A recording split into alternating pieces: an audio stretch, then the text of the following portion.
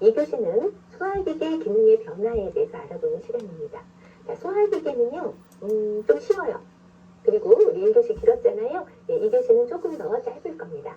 이 소화기계 기능의 변화는 안 넣을까 하다가 그래도 우리가 많은 분들이 위염, 위궤양 뭐 이런 것들로 고생하시고 노화가 진행되면 막 속이 더부룩하고 막 이러잖아요. 그래서 기본적인 개념은 좀 살펴보고 넘어가는 것이 좋겠다라고 해서 소화기계 기능의 변화도 넣었고, 그래서 우리 시간에는 소화기계 노화의 특성을 알아보고 그 노화에 따른 위장관의 생리적 변화에 대해서 이렇게 기관별로 정리해보는 시간을 갖도록 하겠습니다. 자, 그러면 이 소화기계란 뭘 얘기하는가? 예, 마찬가지로 해부생리 시간에 구조와 기능은 자세하게 배울 거고요. 예, 소화기계에 이제 간단하게 정의만 내려본다면 소화 작용을 담당하는 기관계다. 소화를 담당하는 그 계통 전체를 얘기한다라는 것이고, 그래서 터널 모양, 입에서 시작해서 항문까지 근육으로 이루어진 여러 개의 관 또는 방으로 구성된 계통이다.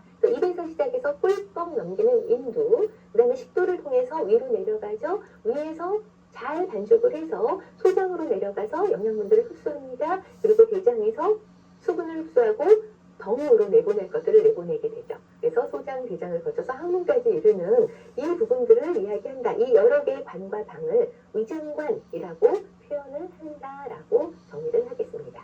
그리고 자, 소화의 부속기관으로서 침샘, 입에서 침샘들이 세 가지가 있어요. 소화샘과 간, 담낭, 췌장이 있는데요. 이것들에 대한 자세한 이야기도 우리 해부생리 시간에 배우기로 하고요. 우리는 이렇게 소화기계는 입으로 시작해서 인두, 식도, 그리고 위, 소장, 대장, 항문까지 이 위장관을 얘기하는구나 라는 정도만 정리하고 넘어가도록 하겠습니다.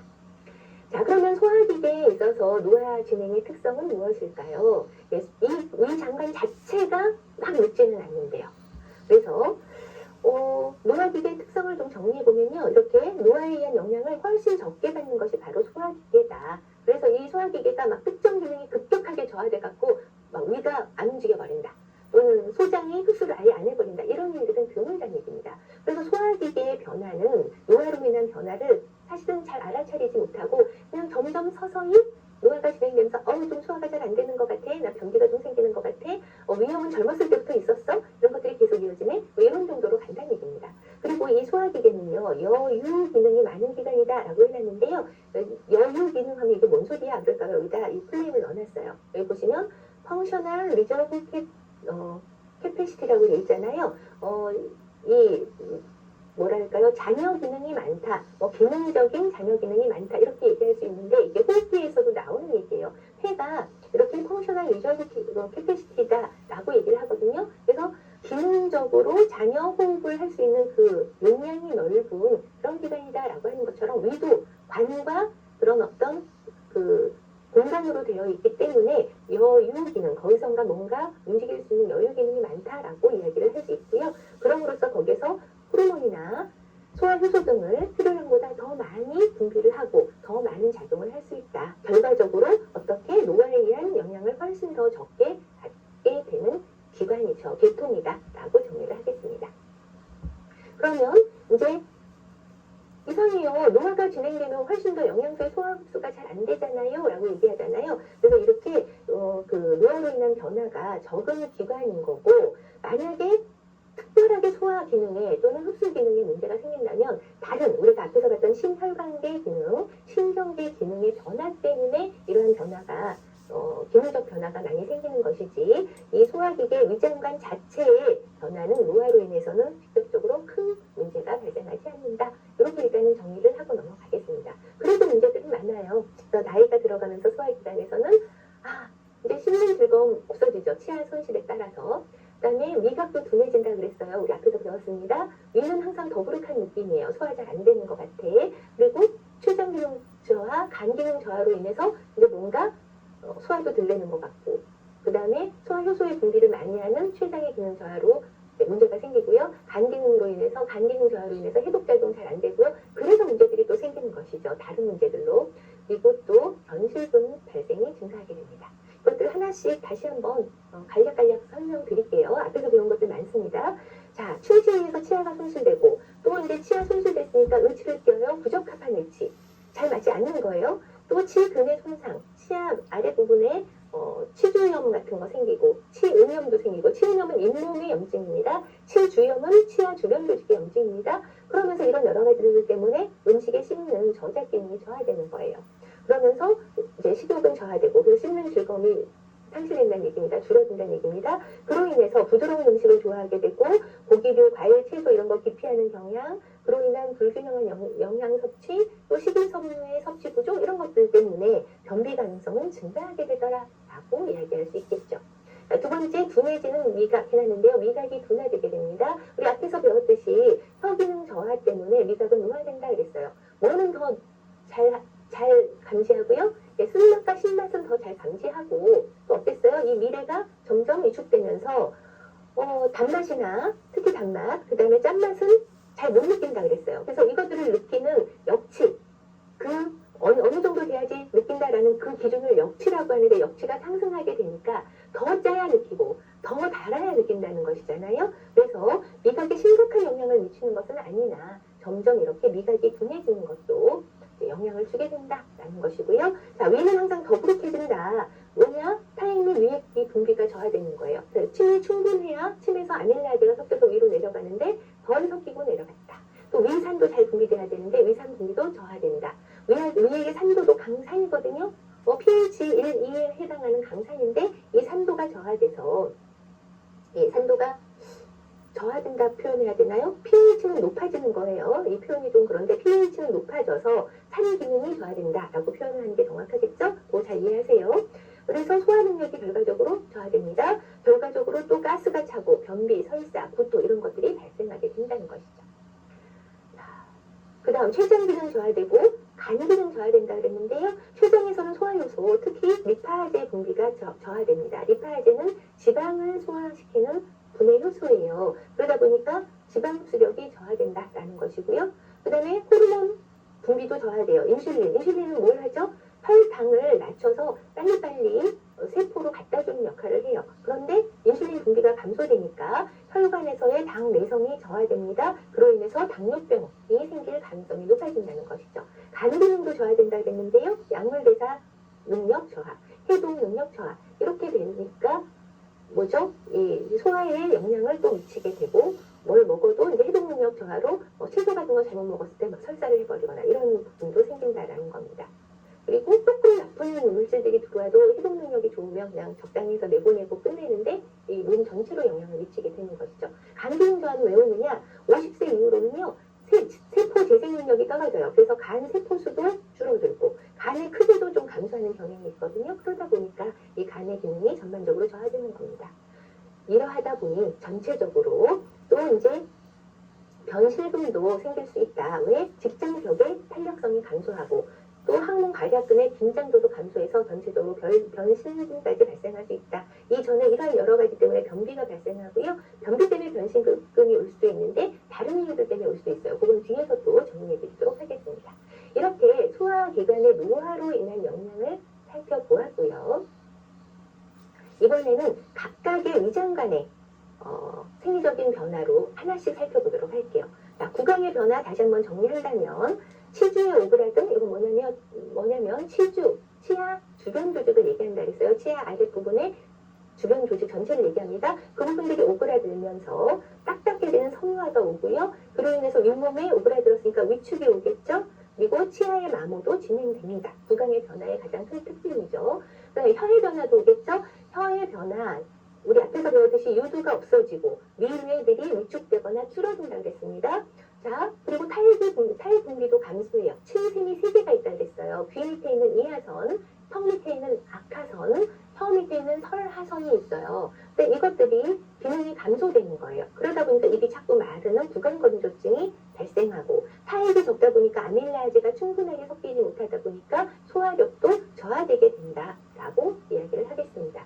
이러한 구강건조증은요, 노인이 한 20%에서 호소한다라고 하는데, 주요 요인이 뭐예요?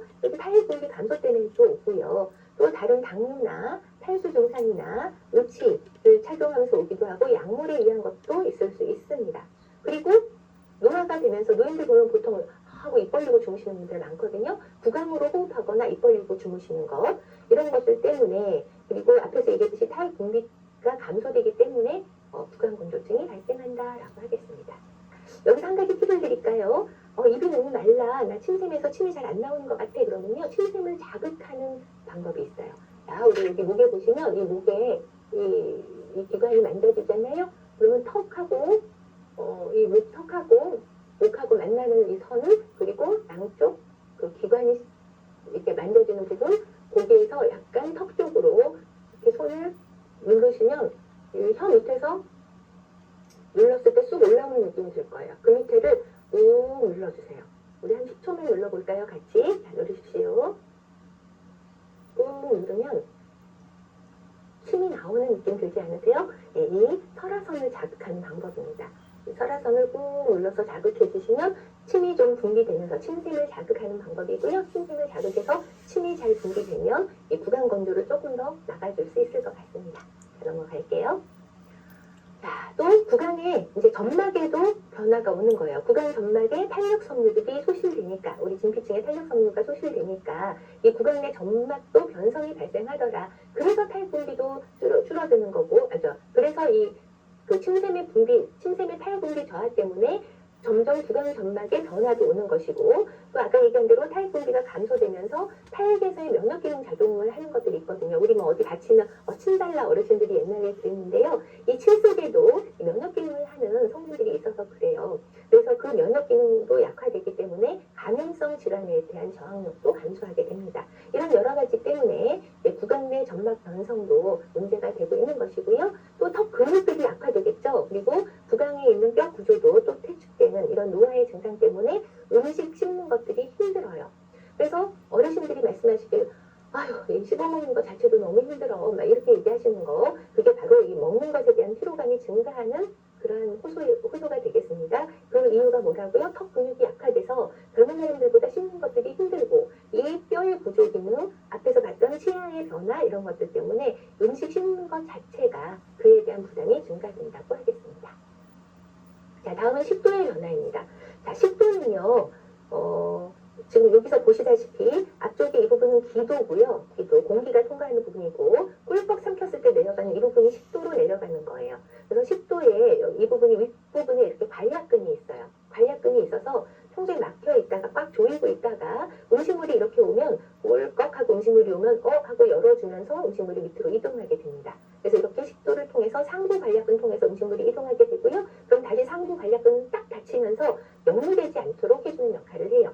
그리고 또 쭉쭉쭉쭉 연동작용에 의해서 내려가서 또 아래 부분에 또 관략근이 있어요. 하부 관략근이라고 그래요. 식도 하부 관략근. 그러면 또 이 부분에서 열어서 위로 내보내게 되고 다시 또 딱 닫아줘야 됩니다.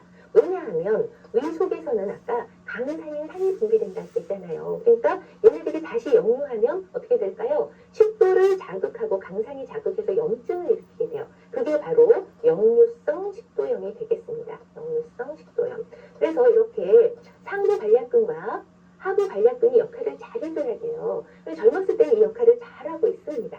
그런데 노화가 진행되면 어떻게 될까요? 노화가 진행되면 하부 식도 관략근에 퇴행성 변화가 오는 거예요. 자, 이 아래쪽 관략근에 퇴행성 변화가 오는 것을 우리는 노인성 식도라고 하는데요. 이게 어떤 말이냐면 원래 이렇게 쭉쭉 추진력 있는 강도로 이렇게 잘 압력으로 내려보내고 다시 닫혀주고 또 잘 조이고 있다가 또 음식물이 내려오면 싹 열어서 내려보내고 딱 닫아주고 이러한 수축 강도가 감소한다는 얘기예요.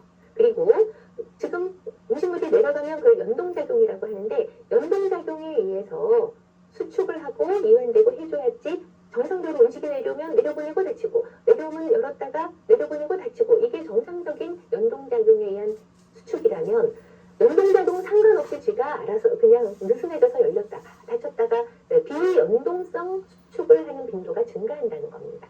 그러다 보니까 이렇게 식도 하부 관략근이 비정상적인 이완으로 인해서 이 밑에 있는 음식물이 역류돼서 올라갈 수 있는 가능성이 높아진다.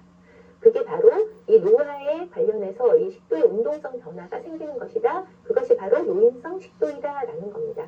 그러면 어떻게 되는 거예요? 노화로 인해서 역류성 식도염이 발생할 위험이 높겠네? 라는 것이죠. 자, 그래서 이 노인성 식도에 의한 변화, 이거는 누구에게나 오는 건 아니에요. 그래서 이런 변화가 크지도 않아요. 그래서 이것이 노인성 식도라고 하지 말자 이런 학자들도 있습니다. 그래서 노인성 식도에 대한 그 임상적인 의미, 이게 임상적인 의미를 가진 변화인지는 이렇게 논쟁의 여지가 있어서 모든 노인들한테 이런 노인성 식도가 모두 와요라고 얘기할 수는 없고요. 일부의 노인들에서 오기 때문에 이것을 주장하는 사람들은 노인성 식도로 인한 변화가 문제야라고 얘기하지만 이거는 정상적인 거고 젊은 사람들한테도 노인성 식도가 아니어도 이 부분에 문제가 많이 생길 수 있어라고 주장하는 사람들도 많이 있다는 것이죠. 자, 이번에는 상위 괄약근의 기능 저하 부분입니다. 아까 하부 괄약근이 그런 문제로 가장 큰 문제를 많이 일으키고요. 상부 괄약근의 기능 저하가 오면 나이가 들면서 그쪽에 괄약근의 압력이 감소하게 됩니다. 그러면 괄약근의 압력이 감소하면서 마찬가지로 음식물 내려보내고 쫙 닫혀주고 이런 것들을 잘 못해요. 아니면 잘 못 열어줘요. 그래서 이완을 빨리 안 열어주고 우리가 꿀꺽 선생님 여기가 막 안 내려가요. 목에 막힌 것 같아. 나 지금 여기 목에 걸려있는 것 같아. 이런 것들이 이완이 잘 안 되기 때문에 슉 못 내려줘서 그런 것이죠. 그래서 이것은 상부 식도의 연동 운동이 또 저하되고 그러면 결국은 뭐예요? 식도 열공 살장 등 구조적인 변화가 유발할 수 있는 가능성이 있더라라는 것입니다. 이 말 너무 어렵죠. 이거 뭐냐면요. 식도 열공이 뭐냐면 아까 식도가 이렇게 쭉 내려가면 다시 그림에 가서 볼까요? 아니 여기서 잠깐 알려드릴게요. 식도가 이렇게 내려가서 위로 이렇게 내려간다면 이 부분에 하부 관략근 있었잖아요. 이 하부 관략근을 이렇게 위로 바로 이렇게 횡격막이 있어요. 횡격막이 있어서 복부와 이 쪽을 나누고 있는데 거기를 식도가 통과하고 있잖아요. 그 통과하고 있는 구멍, 횡격막에 구멍이 있는데 그 구멍으로 식도가 내려가고 있는데 그것을 그 구멍을 열공이라고 합니다.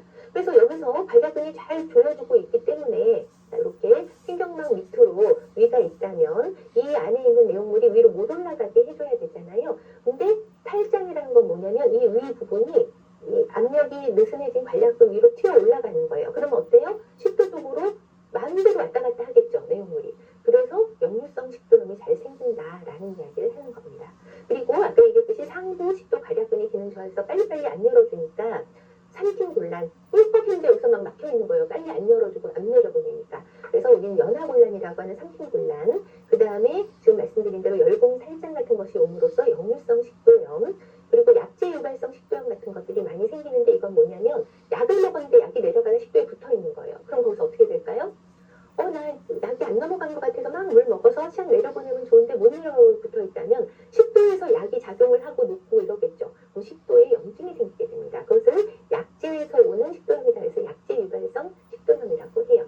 그리고 이런 관략근들에 문제가 생기니까 구토반사가 약화돼서 이렇게 구토를 하면은 빨리 이 앞부분 기도를 닫고 토하게 해야 되는데요. 이 앞부분의 관략근들이 약하니까 폐로 잘못돼서 들어갈 수 있습니다. 그거를 흡인이라고 하는데요. 구토반사 약화로 인한 흡인의 위험성까지 증가될 수 있다라고 이야기를 할 수 있습니다. 자, 다음은 위의 변화입니다. 자, 위는요. 나이가 들면서 그냥 기본적인 기능은 감소되는 게 아니래요. 위에 분비하는 위산의 분비, 그 다음에 펙신, 단백질 분해 요소인 펙신의 분비 이런 것들의 기능에 노화가 직접적인 영향을 미치지는 않으나 보통 위축성 위염 같은 것들이 많이 발생을 해서 위산이 줄어든다는 겁니다. 그래서 위산의 양도 줄어들고 아까 pH가 높아지면서 산도가 저하된다 그랬잖아요. 감소된다 그랬잖아요. 그게 위축성 위염 때문에 오더라. 그래서 위축성 위염은 노인들에게 자주 오는 질병이고 노화가 이 위액 분비를 직접적으로 감소시키지는 않으나 위축성 위염 때문에 산소의 감소가 진행되더라. 그 다음에 위 점막이 퇴행되고 아까 얘기한 대로 위산, 소화효소들이 여러 가지 이유로 분비가 감소되는 것들이 관찰되더라. 50세 이상에서 봤더니 30% 정도가 100%가 젊었을 때 분비가 됐다면 30% 정도가 감소되더라 라는 것이고요. 그로 인해서 펙신 분비도 감소되니까 펙신은 단백질 분해요소입니다. 단백질의 소화도 방해하게 되더라 라는 거예요. 그 다음에 위산 분비 감소로 인해서 pH는 상승하더라 라고 했잖아요. pH가 상승된다는 건 뭐예요? 산도가 저하되기 때문에 그 소장에서 원래는 나쁜 박테리아 같은 것들이 다 죽어야 돼요. 죽지를 못하는 거죠. 죽이지를 못하는 거죠. 그래서 소장에서 박테리아들이 막 증식을 한다. 그래서 원래 건강한 위장관을 가지고 있으면 위에서 산이 강하기 때문에 이미 거기서 다 나쁜 박테리아들 다 죽여서 소장에서의 박테리아 역할은 없다. 그냥 잘 건강하게 내려간다라고 할 수 있는데 위에서 얘를 다 죽이지 못했기 때문에 소장에 내려가서 거기는 또 산도가 산성이 아니잖아요. 거기에서는 이제 소화효소에서 좋은 그 영양분들을 흡수하는 부분이란 말이에요, 소장은. 그러니까 거기에서 박테리아들도 신난다, 재미난다, 그래서 막 자라나게 되는 것이고, 그렇게 되면 결과적으로 영양소의 흡수를 방해하는 역할까지 생겨서 결국 소장의 고유 기능인 영양소의 흡수에 방해하는, 영양소 흡수가 잘 안 되는 문제가 발생하게 된다는 겁니다. 자, 그러면 위에서 또 위 기능의 저하로 인해서 음식물이 빨리빨리 소장으로 넘어가는 배출 그 시간이 지연돼요. 왜?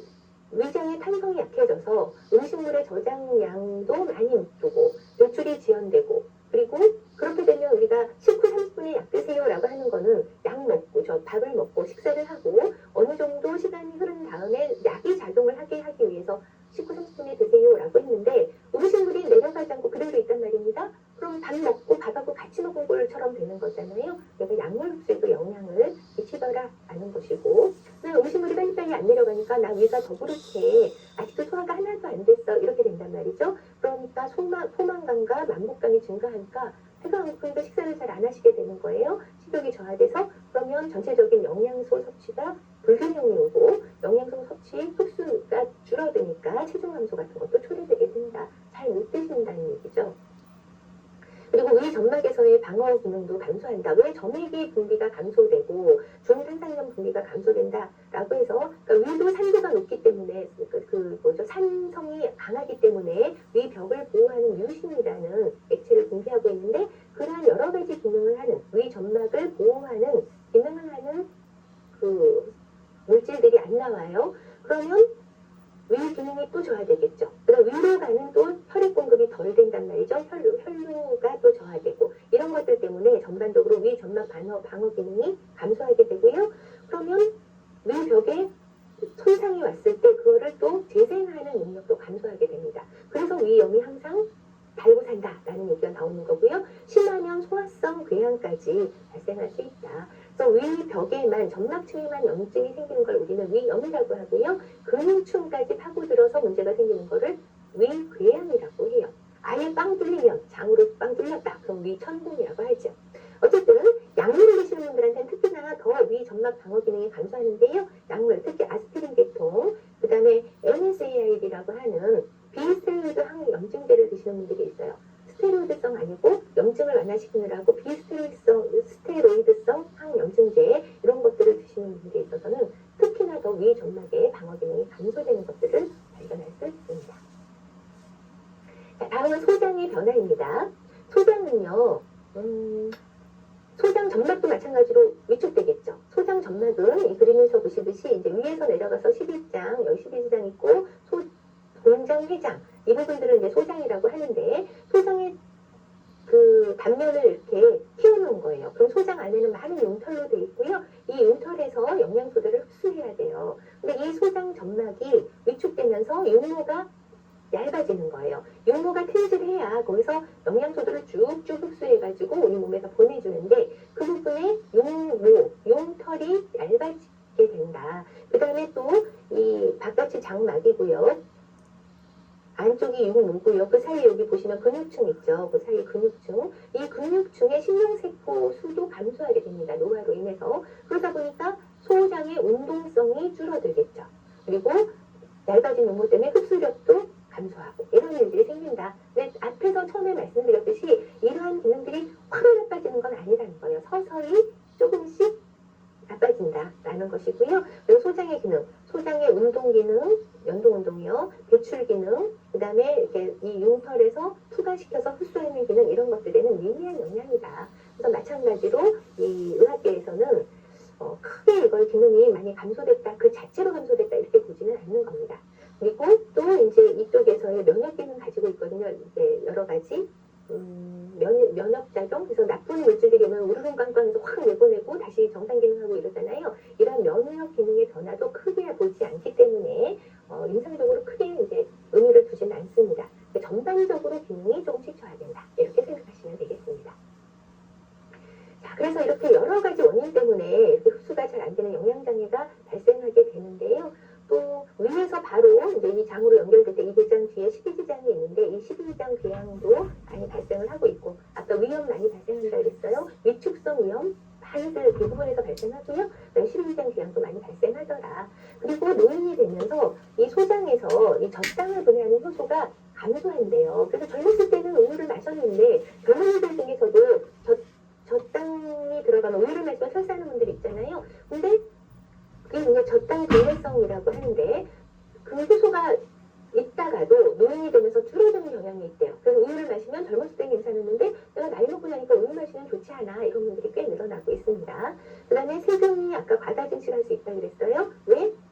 위산이 산도가 pH가 높아져서 산에 강산이 아니라 조금 그 산성이 약해져서 세균이 많이 생기면 배가 아프고 배가 빵빵하게 우리 가스 차고 배 부풀고 그리고 이로 인해서 영양장애 흡수 감소로 인해서 체중 감소 이런 것들이 나타날 수 있다. 특히 영양소 중에서요 칼슘, 철, 비타민 B12, 아연, 엽산 이런 것들의 흡수를 방해한다고 합니다. 그래서 철이나 비타민 B12 이런 것들은요 흡수가 잘 돼야 되는데 철도 마찬가지 이런 것들 때문에 빈혈을 초래하는 경향도 생긴다라고 이야기를 하지요. 자, 다음은 대장의 변화입니다. 대장도요, 직장이 이제 팽창을 하면 마렵네? 그러고 화장실로 가야 돼요. 덤을 배출하기 위해서. 근데 그 직장이 팽창하는 거에 대한 느낌이 감소하는 거예요. 지각 능력 감소로 인해서. 그래서 마찬가지로 노화로 인해서 큰 변화가 일어나는 건 아닌데 직장의 경우에 다소 확장되는 경향이 있고 이렇게 지각 감소로 인해서 변의를 잘 못 느끼게 된다. 그러면 어때요? 대장에서 계속 수분을 가져가죠. 그러면서 변비가 진행됩니다. 또 연소운동 감소로 인해서 계속해서 수분 손실이 일어나게 되더라. 그래서 변비를 유발하게 되는데 이런 정상적인 노화 과정에서도 변비가 발생하지만 일상생활 습관에서도 노인들에 있어서는 변비가 발생할 수 있다. 뭐냐면 신체활동 부족, 그죠? 그 다음에 음식물 아까 많이 이제 섭취하는 능력들이 저하된다 그랬어요. 그 다음에 그 식욕도 저하된다 그랬어요. 그러다 보니까 섬유 섭취가 줄어들고 수분도 좀 덜 섭취하는 경향이 있고 이러다 보니까 변비는 더 유발되더라. 그리고 약들을 복용하는 게 많아지잖아요. 여러 가지 약들을 복용하면서 이러한 외부적인 요인들로 인해서 변비가 발생하더라라는 것이죠. 앞에서 우리가 변실금도 많이 발생해 노화로 인한 영양증이 마지막 있었잖아요. 그래서 앞에서 우리가 그 직장 내벽의 그 탄성도 저하되고 항문 관략근의 긴장도가 떨어지면서 발생한다라고 했는데 마찬가지 그런 것들로 인해서 또 변 때문에 막혀서 이렇게 오는 변비도 있을 수 있고 막혀서 변비 때문에 오는 변실금도 있을 수 있고 그래서 또 변비가 있으니까 하제를 복용해요. 그러니까 변을 모르게 해서 빨리 내보내려고 하는 그 약물 때문에 변은 막혀 있는데 일부 이렇게 설사처럼 돼가지고 옆으로 변실금이 발생할 수도 있고 또 노화 때문에 신경계 장애가 있는 경우 또 외상에 의해서 직장 항문 등에 손상이 있는 경우 이런 경우에도 변실금은 발생할 수 있더라. 여러 가지 이유에 의해서 이렇게 노인이 되면 변실금도 많이 발생하더라 라고 이야기할 수 있겠습니다. 자, 그리고 이제 마지막 설명할 거 계실증입니다. 노인이 되면은요, 한 90세 이상의 노인에게는 모두 다 발견된다, 이렇게까지 나오는 계실입니다. 중장년층 이후로 변비가 심한 사람들에게는 이렇게 계실이 많이 생긴다고 하는데요.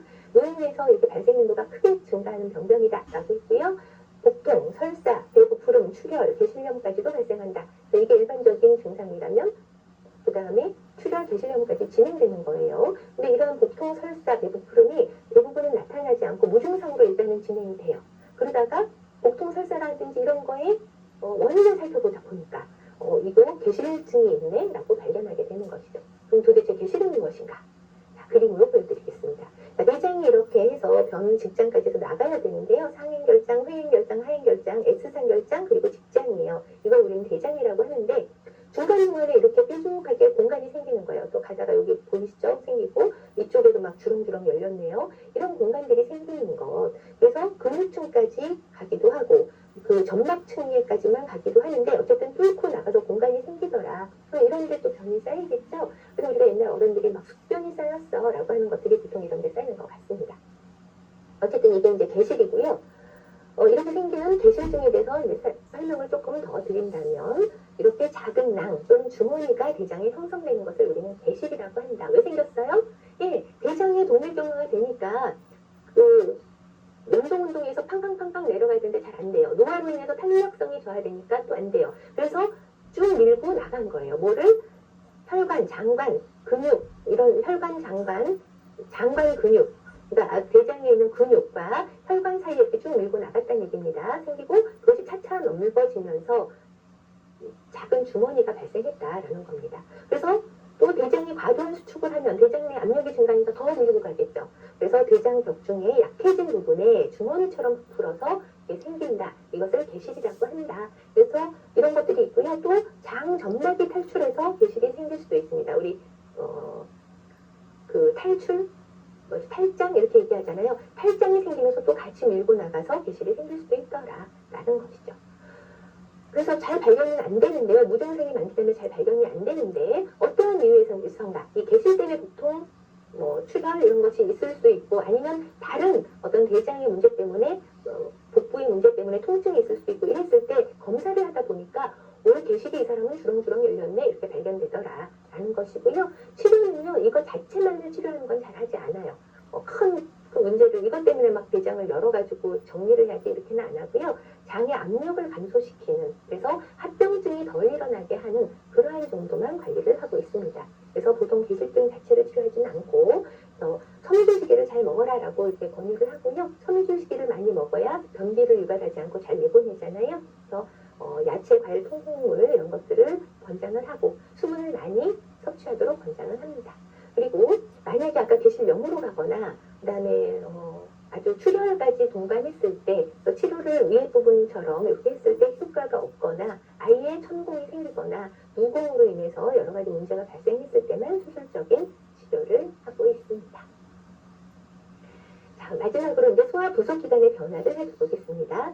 간, 담낭, 췌장 이런 게 소화 부속 기관이라 했어요. 침샘까지 자세하게 해부 생리학적 구조는 보지 않고 변화만 얘기한다면 50세 이후에 간 세포가 감소한다 그랬잖아요. 앞에서 크기와 무게가 감소한다라고 앞서 배웠고요. 그로 인해서 간 혈류가 저하돼서 약물 배설 능력도 감소하고 그 다음에 세포 수가 그 크기가 줄고 막 이러면서 그 간 세포 내에서 핵을 차지하는 비중이 높아지는 거예요. 그러니까 간이 딱딱해지겠죠. 그래서 간 내 섬유 조직이 증가하고 딱딱해지는 경향이 있고 단백질 합성 능력이 감소하면서 콜레스테롤 합성을 간에서 많이 한단 말이에요. 대부분 간에서 합성되는데 그 능력이 감소돼요.